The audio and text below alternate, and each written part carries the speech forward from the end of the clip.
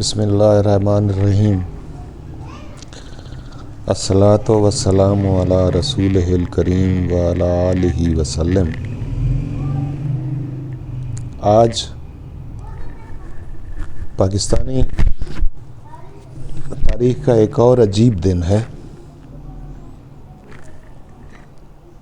تو سوچا چونکہ میں بھی ایک شہری ہوں اس پیارے وطن کا، تو میں بھی کچھ اپنے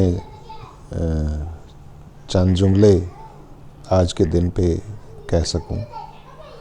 مجھے سمجھ نہیں آ رہی کہ ایک عدالتی مفرور، ایک مجرم جس کی حیرت انگیز طور پہ قانون سے عجیب طرح کی ماورات انداز سے ضمانت اس کو دے دی گئی، حفاظتی ضمانت، جو کہ مفرور بھی تھا اور مجرم بھی۔ 4 ہفتے کے لیے وہ منتیں کر کے، مختلف ڈیلز کر کے لندن علاج کرانے کے لیے گیا۔ وہاں کوئی علاج اس نے نہیں کرایا، کہیں وہ بیمار وہاں جا کے نہیں رہا۔ یہاں اسے صبح و شام دل کے دورے پڑتے تھے، 80% اس کے دماغ کی شریانیں بند تھیں، صبح و شام وہ مرتا تھا، اس کی زندگی کی گارنٹی نہیں تھی۔ آج اچانک سے وہ آ رہا ہے، اور جاتے ہوئے بھی جب یہاں سے گیا، جہاز پہ بیٹھا، تو اس کی ساری بیماریاں ٹھیک ہو چکی تھیں۔ اینی ہاؤ، آج وہ جب آ رہا ہے اور مینار پاکستان پہ ایک جلسہ بھی کر رہا ہے، بجائے اس کے کہ وہ جیل میں ہوتا، وہ تقریر کرے گا، تو سوچتا ہوں وہ تقریر کرے گا کیا؟ کیا یہ وہی کہے گا کہ میرے ساتھ فلاں فلاں فلاں معزز ججز نے یا معزز جرنیلوں نے مجھے نکالا تھا یا مجھ سے زیادتی کی تھی؟ یہ کہے گا؟ یا یہ کہے گا کہ میں مہنگائی کم کرنے آیا ہوں، یہ مسائل حل کرنے آیا ہوں؟ وہ بھائی اس سے کوئی پوچھے، کوئی سوال کرے کہ ساری مہنگائی، سارا جرم، سارے جو غلط کام ہیں، وہ تو تمہارے سگے بھائی شہباز شریف کی پرائم منسٹرشپ میں اور اس کے دور حکومت میں پی ڈی ایم کی جماعتوں نے تم سے ہدایات لے کر لندن جا کے میٹنگیں کر کے یہ حشر نشر کیا ہے۔ یہ جتنا بھی کچھ مہنگائی، ڈالرز کی قیمت وغیرہ جو بڑی تھی، اب تو آرمی چیف کے کنٹرول سے، آرمی چیف کی وجہ سے کم ہوئی ہے۔ جو بھی کچھ بہتر ہوا ہے، بہت تھوڑا ہوا ہے، عوام پہ اثر آیا ہے یا نہیں، لیکن ہوا ضرور ہے۔ تو بھئی یہ تو تم کریڈٹ نہ یہ لے سکتے ہو، نہ یہ کہہ سکتے ہو کہ تم ٹھیک کرو گے، کیونکہ تمہاری ہدایات تو موجود تھیں 16 ماہ۔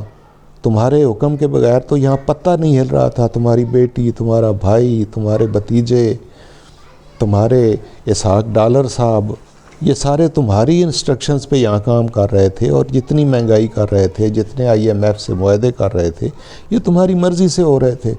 اب تم کیا ہمیں بتاؤ گے کہ ہمارے ماتھے پہ کیا لکھا ہوا ہے کہ تم ہمیں بدھو سمجھتے ہو، جاہل سمجھتے ہو، کہ تم ہمیں بتاؤ گے کہ یہ تو بڑا زیادتی کی ہوئی ہے کسی نے؟ بھئی وہ کسی ہے کون؟ اس کا نام بھی تو لو نا۔ کیا وہ میاں شریف کا بیٹا نہیں تھا؟ کیا وہ لندن جا کے تم سے پوچھتا نہیں تھا کہ کیا کرنا ہے؟ کیا تم اسے مشورے نہیں دیتے رہے ہو؟ تمہاری مرضی پہ تو سب کچھ ہوا ہے۔ تو ایک تو یہ حیرت ہے مجھے۔ دوسری یہ کہ ایک ایبسکانڈر جو سٹل ایبسکانڈر ہے، جسے جیل میں ہونا چاہیے تھا، اس کی ضمانت ہوئی، وہ تقریر کرے گا۔ اور اس پہ میں انشاءاللہ آپ کو بتا رہا ہوں کہ میں پوری طرح ویل انفارمڈ ہوں کہ رات کو بھی، آج سارا دن بھی وہاں پہ چور چور چور نواز شریف کے نعرے لگتے رہے ہیں۔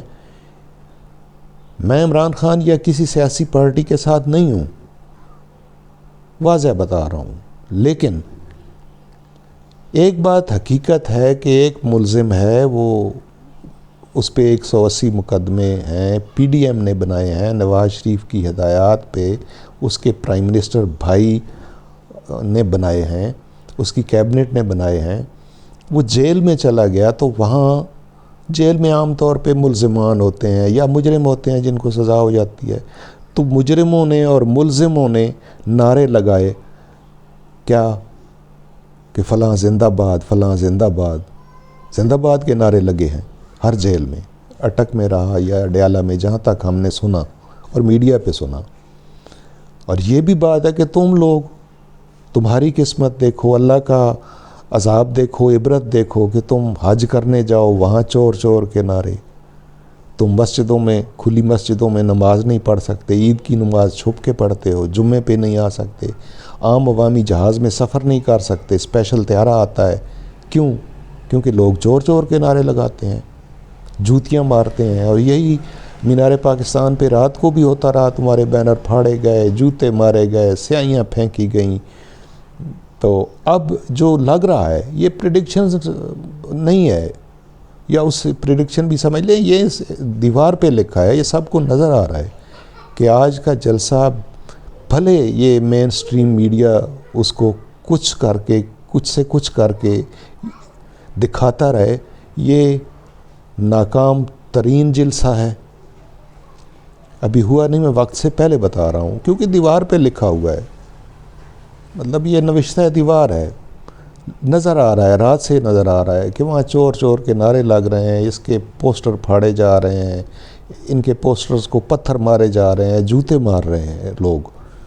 تو بھائی اس سے سمجھنا چاہیے، عبرت پکڑنی چاہیے، اور ہمیں، ہماری درخواست ہے عدلیہ سے کہ خدا کے لیے عوام کی نبض پہ بھی ہاتھ رکھیں۔ یہ ملک عوام کے لیے ہے، جمہوریت بھی عوام کے لیے ہوتی ہے، جمہوریت بھی عوام سے ہوتی ہے، ملک بھی عوام سے ہوتا ہے۔ خدا را آئین میں اگر ترمیم بھی کرنا پڑے تو کریں، آئین بھی تو عوام کے لیے ہوتا ہے، قانون فیسیلیٹیٹ کرتا ہے عوام کو۔ تو اگر فیسیلیٹیٹ نہیں کر پا رہا اور آپ نہیں راستہ ڈھونڈ رہے کہ فیسیلیٹیٹ کر پائے، تو بھائی اس میں تھوڑی ترمیم کر دیں، عوام کو سکون دیں، فیسیلیٹیٹ کریں۔ ان کے تو لوگ ٹی وی پہ ان کی شکلیں آئیں تو چینل بدل دیتے ہیں، میں خود بدل دیتا ہوں، ہم سارے بدلتے ہیں، پورا پاکستان بدل دیتا ہے۔ ہاں 30-40% جو، یا وہ بھی نہیں ہے، اب تو 10-15% ہی ہوں گے جن کو مختلف نام لوگ دیتے ہیں، میں تو نہیں دوں گا۔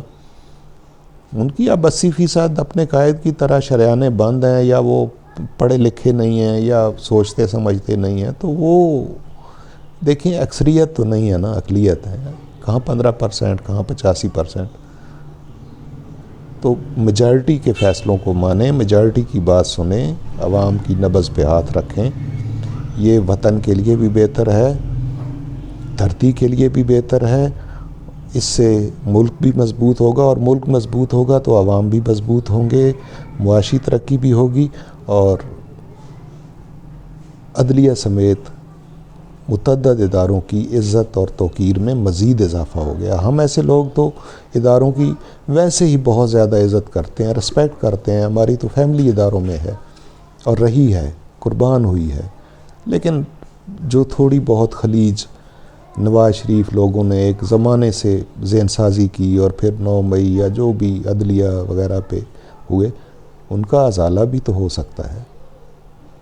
اس دوری کو ختم کرنے کے لیے آپ بڑے ہیں، آپ سٹیپ لیں، سٹیپ فارورڈ کریں، غریب ہیں ہم لوگ، مدد کریں ہماری، ہمارے سر پہ ہاتھ رکھیں، ہمیں چوروں سے بچائیں۔